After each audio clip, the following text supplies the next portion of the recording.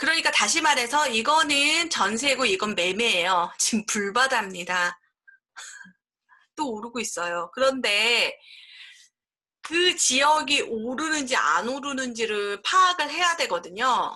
그러니까 이 단순하게 이 호갱노노의 빨간색만 봐도 지금 오르고 있구나, 내리고 있구나, 그런 걸 알 수 있죠. 근데 지금이 중요한 게 아니라 2, 3개월 뒤에 알 수 있는 방법, 아니 1년 뒤에 알 수 있는 방법, 3년 뒤에 알 수 있는 3년 전은 그렇고 1년 전에 알 수 있는 방법, 최소 2년 전이나 1년 전에는 알 수 있는 방법이 있어요. 여러 가지 방법으로 집값이 오르는 지표를 나타내는 것 중에서 가장 큰 게 뭐냐면 뭐 알다시피 수요와 공급인데 공급이 적으면 당연히 수요가 많으면 당연히 오르고요. 공급이 많으면 공급이 많으면 집값이 떨어지는 거죠.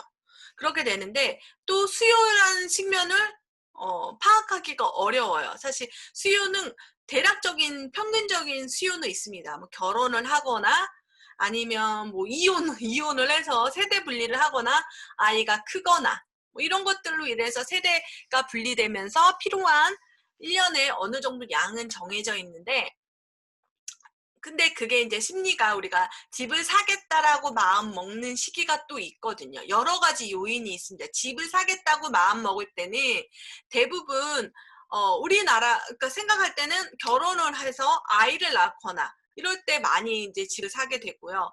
그 다음에 또 하나가 이제 우리나라는 특징적으로 뭐가 있냐면 전세가 너무 많이 오르면 매매를 하게 되는 거죠. 어쩔 수 없어요. 전세가 지금 이게 전세, 이게 불바다가 전세고 요게 매매예요. 이제 전세가 오르면 불바다가 이제 퍼지게 되는 거죠. 이게 매매거든요. 그러니까 여러 가지 요인이 있는 거죠. 공급과 수요를 정확하게 보면은 어느 정도 답이 나오는 거죠. 수요는 지금 패닉바잉이라는 게 나오니까 이게 왜 이렇게 됐지? 잠깐만요. 갑자기 이게 떠가지고 깜짝 놀랐네. 패닉바잉이 되니까 그 부분이 수요가 더 늘어나게 되는 거죠. 그래서 사실 그 지역에 이따가 궁금하신 지역 물어보면 그 지역 상태를 한눈에 볼 수 있는 방법에 대해서 설명을 해드릴 거예요. 그리고 제일 중요한 거는 여러분들이 생각할 때 지금 살고 있는 지역에 보다 더 높은 지역이 있는데 가려면 항상 돈이 필요하니까.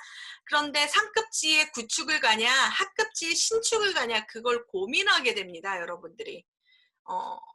그리고 제가 10년 동안 봐왔더니 A를 살까 B를 살까 고민을 하시더라고요. 근데 그냥 지금 말하겠습니다. 둘 다 올라요. 둘 다 내리거나 둘 다 올라요. 왜냐면 낙수 효과라는 것도 있고 그 다음에 같이 키 맞추기 하는 효과가 있기 때문에 그렇거든요. 이제 줌으로 하니까 되게 어색하네요. 지금 다들 춤추겨서 보고만 있고 지금 채팅이 안 올라오니까 지금 잘 듣고 있는지 모르겠습니다. 100명이 됐습니다. 그러면 요거가 제일 중요한 거죠.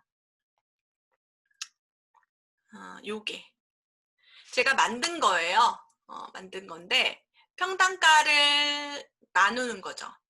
내가 광진구에 살면 광진구에 상급지는 성동구예요. 이렇게 가야 되는 거죠. 그 옆으로 이렇게 가는 것처럼 이렇게 되는 거죠. 근데 이 평당가가 이제 바뀌게 됩니다. 사실 이거는 전체적으로 하는 거기 때문에 사실 동별로 쪼개야 되고 아파트별로 쪼개야 되는데 그냥 단순하게 비교하기 편해서 어떤 기준점을 만들어야 되잖아요. 그래서 이렇게 했고 그다음에 이쪽은 지금 경기도 쪽인데 경기도를 같은 급으로 만든 거예요. 나는 분당에서 서울로 가면 동작구는 가겠구나. 그렇게 생각하시면 되겠습니다. 동작구는 가겠구나. 내가 경기도 가천에 살면 서초구는 가겠구나. 농담 삼아 가천시 같은 경우에는 서초구 가천동이라고 말할 정도로 비슷하게 됩니다. 누가 좋고 나쁘고 그거를 따지기가 조금 힘든 거죠. 비슷한 위치가 중요하다는 거예요. 비슷한 위치가. 이거는 다 가격표 좋죠? 제가 다 만든 거예요, 여러분. 이런 거 많아요. 그러니까 비교할 수 있는 군이 생기는 거죠. 근데 이게 평생 이게 되는 게 아니에요. 왜? 지금의 시세를 좌지우지하는 거는 지금 한쪽으로 교통망이 편중적으로 되어 있지 않다는 가정하에서 하는 건데, 아무것도 없고 경부라인만 생긴다면 경부라인이 오르겠죠. 경부고속도로가 생기면. 그런데 여기서 가격, 평단가를 뒤집어지게 하는 게 바로 신축입니다. 신축이 얼마만큼 세게 들어오느냐에 따라서 이게 변화가 되는 거죠. 움직이는 겁니다. 그리고 그 움직임일 때 우리가 공부할 때 진짜 나 평생 그러니까 육종만 하라는 법은 없잖아요. 얘가 뭔가를 써가지고 더 공부를 잘해줄 수도 있는 거잖아요. 그래서 여기서 보면은 얘가 가격이 낮더라도 나중에 오를 만한 데가 있습니다. 네. 대규모 뉴타운이 들어오면, 그리고 택지지구, 그게 가장 중요합니다. 뉴타운도 중요하지만 택지지구도 중요하죠. 가격을 흔들어 버린 거죠. 하남시가 원래 4위가 아니었습니다, 여러분. 하남시가 4위가 아니었어요. 제가 유일하게 또 이런 말 하면 그런데 하남시에 집이 없습니다. 왜냐하면 하남시에 새 아파트 들어오는 것들은 다 그거였어요. 그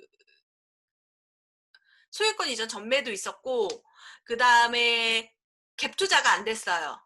교통망이 너무 불편하다 보니까. 그러니까 약간 그게 바뀐 거죠. 그래서 교통망도 중요하지만 평당가를 끌어올리는 게 지금은 사실상 신축이라고 얘기할 수 있습니다. 그리고 그 택지지구 안에 힘이 얼마나 응집력이 있느냐. 그 택지지구도 서열이 있어요. 1급지, 2급지, 3급지.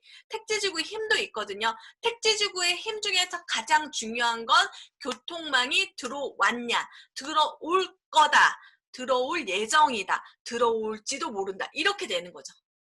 이렇게 나눠지는 거예요. 그래서 사실 여기서 가장 오를 만한 곳, 그러니까 평당가를 완전 뒤집어질 만한 곳은 여러분들이 저는 보여요. 여기 덕양구는 더 올라가죠.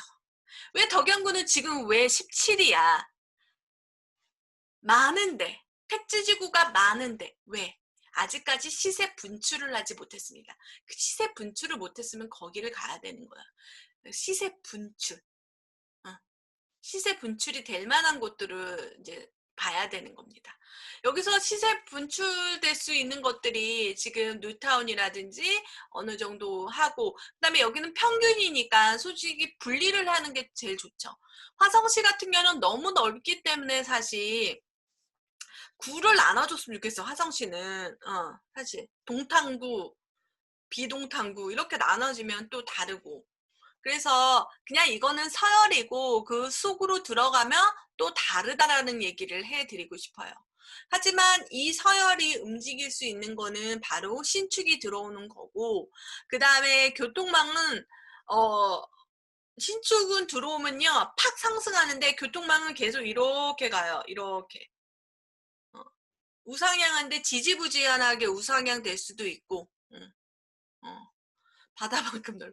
자, 화성시는 구를 만들어줘야 됩니다. 그리고 중요한 건 구가 많다는 거, 분구가 됐다는 거는 뭐냐면 인구가 많고 그 다음에 사람들이 많이 산다는 거죠. 그리고 이따 얘기하겠지만 동도 마찬가지예요. 강명동의 안양동이 몇 동인지, 강명 1동, 2동, 3동, 4동, 5동 이렇게 있거든요.